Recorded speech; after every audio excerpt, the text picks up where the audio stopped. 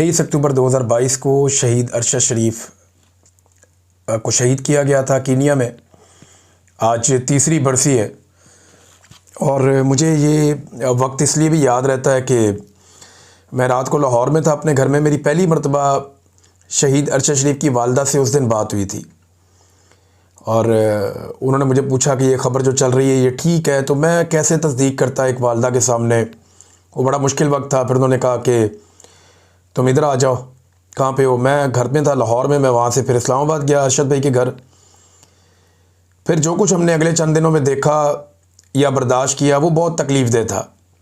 ख़ास तौर पे जिस तरह नून लीग की क़यादत ने मजाक उड़ाया, मरीम नवाज़ ने जो किया शहीद अरशद शरीफ की मैयत के साथ, वो चीज़ें हम कभी नहीं भूल पाएंगे। फिर जिस तरह उस वक्त के DG/ISI और DG/ISPR उन दोनों ने आके एक प्रेस कॉन्फ्रेंस की और लोगों को गुमराह करने की कोशिश की।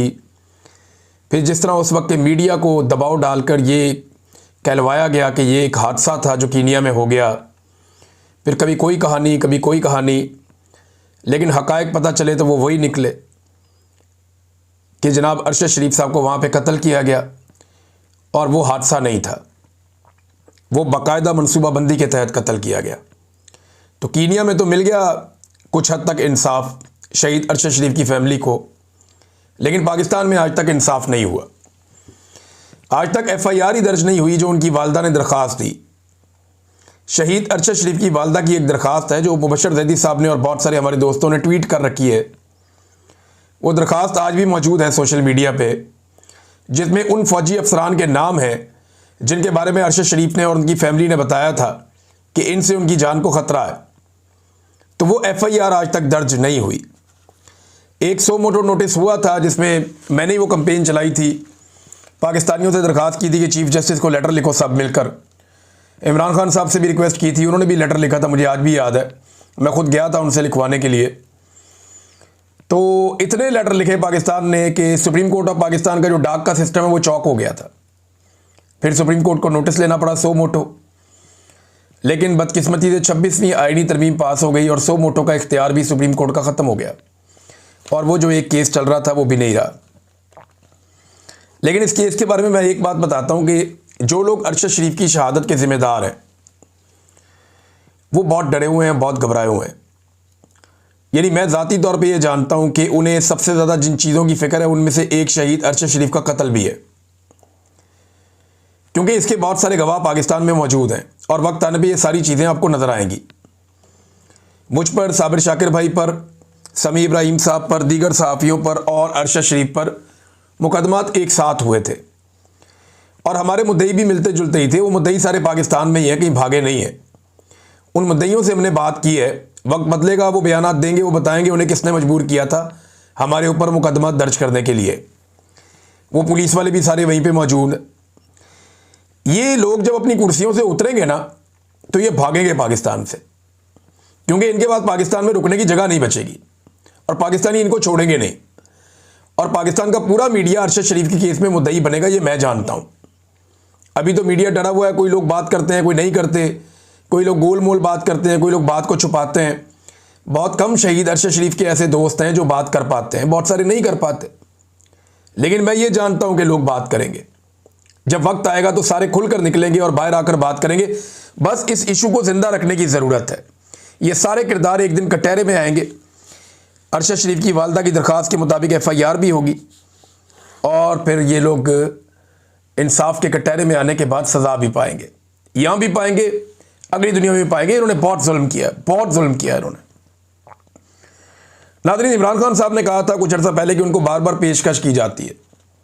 कभी कहा जाता है पाकिस्तान से बाहर मुंतकिल कर देते हैं, कभी कहा जाता है बनीगाला मुंतकिल कर देते हैं, कभी कहा जाता है कि आपको जनाब आज़ाद कर देते हैं।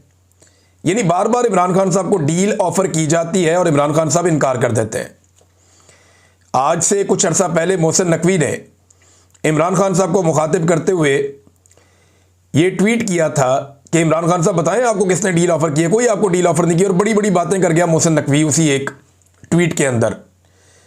लेकिन आज मोहसिन नकवी जिन पार्टियों का मरहून मिन्नत है या जिनकी वजह से मोहसिन नकवी आज सेनेटर बना हुआ है, उनके अहम तरीन रहनुमा वफाकी वजीर तारक फजल चौधरी साहब ने स्टेटमेंट देके मोहसिन नकवी को झूठा साबित कर दिया और इमरान खान को सच्चा साबित कर दिया। तारक फजल चौधरी साहब एक टॉक शो में बात कर रहे थे, आसमा शरादी साहिबा का टॉक शो था, उनके साथ अवैस अहमद साहब मौजूद थे, मुस्तफ़ा नवाज खोखर साहब भी मौजूद थे। तो उन्होंने कहा कि तहरीक इंसाफ दरखास्त देकर इमरान खान साहब को बनी गाला मुंतकिल करवा ले, यानी तहरीक इंसाफ दरखास्त दे, इमरान खान को बनी गाला मुंतकिल कर देंगे। हम पहले भी पेशकश कर चुके हैं, इमरान खान ने अभी तक दरखास्त नहीं दी। ये वफाकी वजीर तारक फजल चौधरी साहब कह रहे हैं। यानी नवाज शरीफ साहब को अस्पताल पहुंचाना हो तो ये घुटनों पे बैठ जाते थे PMLN वाले, पाकिस्तान से बाहर पहुंचाना हो तो 50 रुपए के स्टाम्प पेपर के ऊपर निकाल देते थे। हमेशा नवाज शरीफ ने डील की है, आसिफ अली जरदारी ने डील की है, लेकिन इमरान खान डील नहीं करना चाहते। वो अपनी ज़ात के लिए डील नहीं करना चाहते। वो कहते हैं एस्टेब्लिशमेंट आए बैठे बात करे, उन्होंने निकलना कैसे है बाहर, हम इलेक्शन करवा के पाकिस्तान खुद संभाल लेंगे। तो एक्चुअल तो मामला यह है कि एस्टेब्लिशमेंट के कब्जे से पाकिस्तान निकले, हुकूमत चाहे बाद में किसी की भी आ जाए। यानी अभी मकबूलियत अगर PTI की है तो एक आधी हुकूमत उनकी बन जाएगी, अगर डिलीवर करेंगे तो दोबारा बनेगी, नहीं करेंगे तो पीपल्स पार्टी की या PMLN की बन जाएगी। ये ऑब्वियस है, पॉलिटिकल पार्टीज एक के बाद एक हुकूमतें बनाते रहते हैं। प्रॉब्लम यह है कि एस्टेब्लिशमेंट का कोई सियासत में किरदार नहीं होना चाहिए, लेकिन बदकिस्मती से वो सियासत में किरदार अदा करते हैं।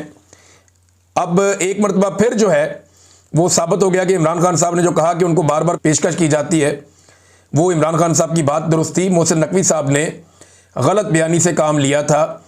ये तारक फजल चौधरी साहब के स्टेटमेंट से ये पता चलता है। देखिए, मैं आपको ये बता देता हूँ जो मेरे पास इंफॉर्मेशन है कि एस्टेब्लिशमेंट इमरान खान साहब से बात करना चाहती थी। एस्टेब्लिशमेंट ने यह फैसला भी कर लिया था कि यास्मीन राशिद साहिबा को छोड़ दिया जाएगा, पब्लिक का बहुत प्रेशर था, और शाह महमूद कुरैशी साहब को भी रिहा कर दिया जाएगा। CBMs हो रहे थे जिन्हें आप कॉन्फिडेंस बिल्डिंग मेजर्स कहते हैं। ये चीज़ें चल रही थी मई से पहले, लेकिन मई में जब इंडिया और पाकिस्तान का मार्का हुआ उसमें पाकिस्तान को कुछ फ़ायदा हो गया। वो जो फ़ायदा हुआ तो मिलिट्री एस्टेब्लिशमेंट को थोड़ी सी ऑक्सीजन मिल गई पब्लिक में, तो उन्होंने वो फैसला अपना तब्दील कर लिया। जहाँ पे वो उस वक्त पाकिस्तान तहरीक इंसाफ की मिन्नतें कर रहे थे बातचीत करने के लिए और रास्ते निकालने की बात कर रहे थे। मैंने आपको बताया भी था एक वीलॉग में कि मुझे तक रब्ता करके एक दो लोगों ने यह दावा किया कि जनाब बड़ी जल्दी हालात ठीक हो जाएंगे, मिलिट्री एस्टेब्लिशमेंट अपने आप को सियासत से अलग कर लेगी। तो मैंने उस वीलॉग में भी ये कहा था कि जब तक ये नहीं कर लेंगे तब तक हमें यकीन नहीं करना चाहिए। ये कहानियाँ ही होती है। लेकिन फिर जब इंडिया और पाकिस्तान का मार्का हुआ, इन्हें थोड़ी सी ऑक्सीजन मिल गई पब्लिक के अंदर, या पब्लिक के अंदर इनकी गेम बेहतर हो गई, तो इन्होंने साथ ही कहा जी नहीं, अब कोई मुज़ाकरात नहीं, कोई चीज़ नहीं, फ़ौरन ये पॉइंट ऑफ नो रिटर्न पे वापस पहुंच गए। लेकिन अब दोबारा से उनके हालात पतले होना शुरू हो गए हैं।